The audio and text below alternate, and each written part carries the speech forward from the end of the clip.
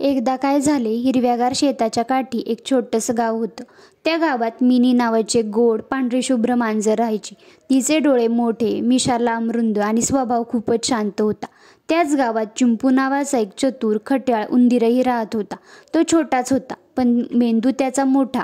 मांजर आणि उंदीर यांची मैत्री होणं अवघडच. एके दिवशी गावात जोराचा पाऊस आला. वारा इतका धडधड वाहत होता की सगळे घाबरले.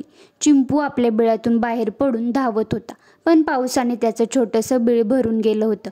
चिंपू घाबरून म्हणाला, आता मी कुठे जाऊ?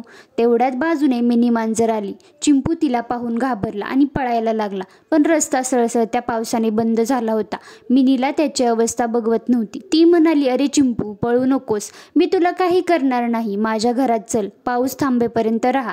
चिंपू सावधपणे तिच्या मागे गेला. मिनीने त्याला गरम दूध आणि कापडी पांघरून दिलं. चिंपू आश्चर्यचकित झाला. तो म्हणाला, अरे तू मला का मदत करतेस? मांजर इतर उंदरं खातात ना? म्हणाली, सगळे तसं करत नाहीत हो, मित्रत्वात जास्त मजा आहे. चिंपूला छान वाटलं. दोघे खेळू लागले, कधी उड्या मारत, कधी लपाछपी खेळत. पाऊस थांबला तरी चिंपू जायला तयारच नव्हता. दुसऱ्या दिवशी गावात सण होता. लोकांनी खूप गोडधोड केले, पण रात्री चुकून स्वयंपाकघराचे दार खुले राहिले आणि आत काही जंगली उंदीर घुसले. ते खूप खोडकर होते. मिनी आणि चिंपू जागे झाले.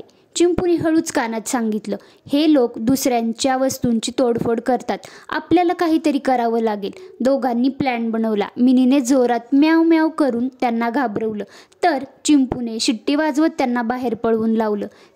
गावकऱ्यांनी हे पाहून आश्चर्याने विचारलं, उंदीर आणि मांजर एवढे चांगले मित्र? मिनी म्हणाली, हो, मदत करणं म्हणजेच खरी मैत्री होय.